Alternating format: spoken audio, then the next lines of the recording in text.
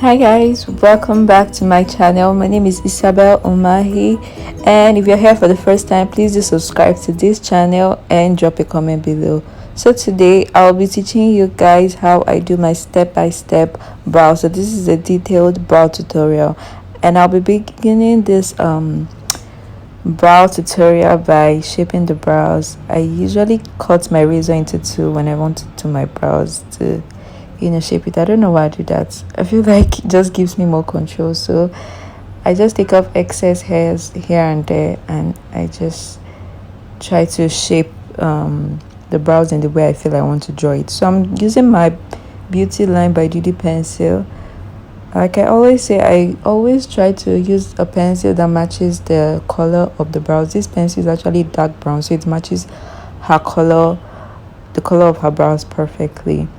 So I start by brushing the brows up, and then I'm going to be drawing an outline underneath the brows and above the brow. So I just try to shape the brows as close to the brow hairs as possible, trying to mimic the brow hairs. And when I'm done with drawing the brows, I'm going to try and fill it in.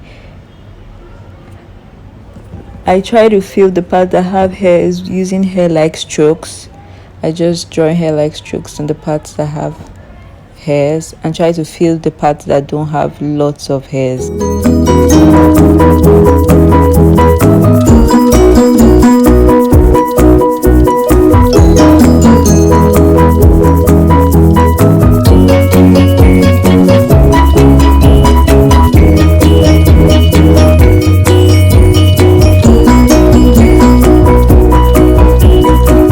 As I'm doing the brows, I always try to put a finger on top of the brow. I kind of am lifting the brows up so that I can see the shape it's forming. I feel like if you leave the brows without lifting it up, it's kind of going to make the brow go downwards instead of giving a lift to the brows. So I always try to lift it, and whenever I lift it, I also see the shape that it's going to give. So I feel like it's a good tip to just lift the brows a bit with your fingers when you're drawing the brows. And if you're doing it on yourself, just kind of lift your brows up with your eyes by yourself when doing your brows. It just gives a lift instead of just leaving it and drawing it that way. It could make your brows go down instead of like giving a little bit of a lift. You just want a little bit of a lift when doing your brows.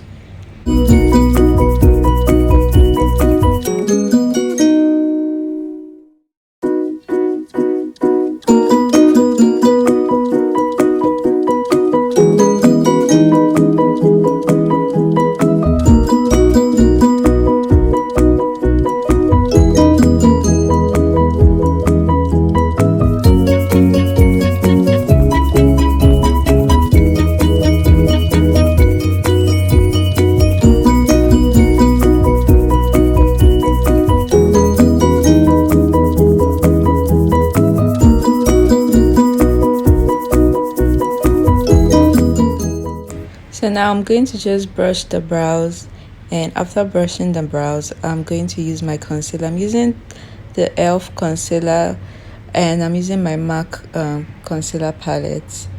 Basically, going to be using two shades of concealer. Like I've put them in my hand, the back of my hand. I'm using two shades lighter and a shade darker.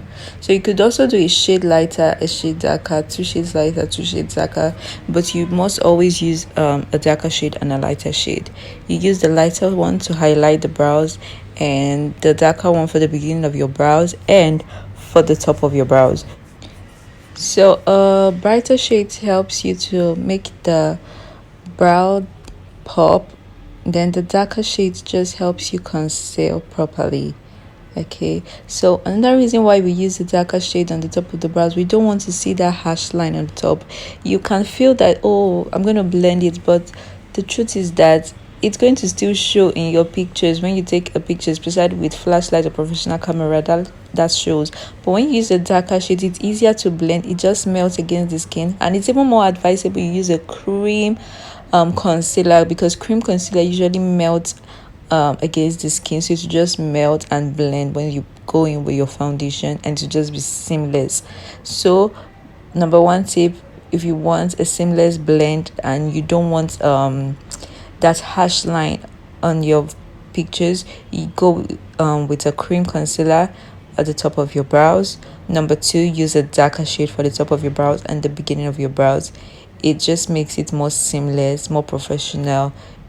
That's a great tip when you're doing your brows. It helps so much, and it's easier for blending. You don't need to stress so much in blending, and it doesn't look crazy, because when you use like a lighter shade up, a lighter shade down, seriously, it looks crazy. I'm sorry, but really it does. So please just use a darker shade, please. And yeah, I'm just gonna be doing that. So try and have a steady hand. My hands are not the most steady, as you can see, but just try and make it as straight as possible as you can possibly do. You get. So yeah.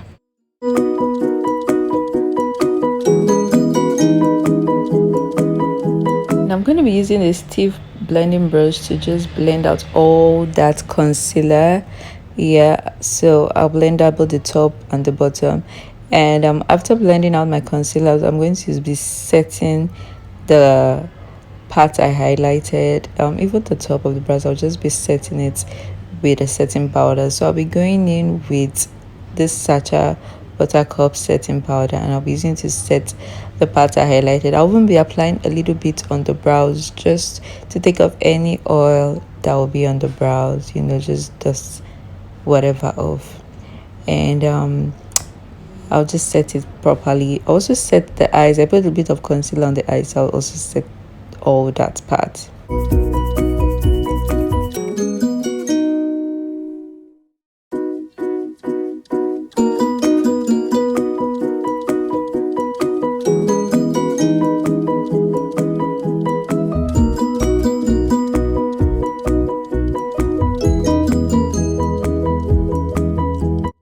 And now I'll be going in with this bronzer. This is the Mauve bronzer in Phenom, and I'll just be using it on the part, that beginning part. I'll just be blending it in that part, so just so that part is dark, and when my contour is going on, it goes seamless in that part, because I'm going to be contouring that part at when I do the makeup. So I just want that part to not be bright, so that's why I'm using the darker shade to blend that part. And then I'm going to be going in with my makeup, my powder palette.